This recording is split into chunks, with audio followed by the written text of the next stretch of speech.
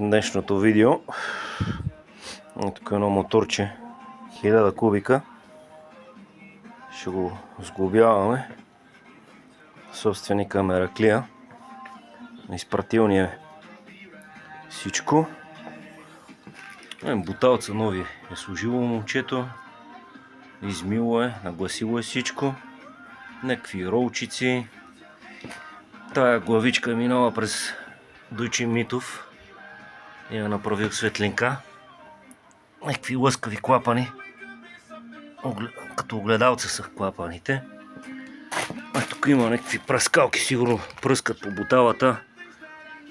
Някакви валове има тук, не знам за какво са. Едно коляново валче. Там нови болтове, старите болтове. Лагери нови. Едно капаче. Може да е големо на този двигател, ама ще го направим да стане. Ако не, ще чакаме помощ от някой хейтър да помогне, да го сглобиме евентуално. Тук някакъв маслен охладител има. Не знам за какво се ползва.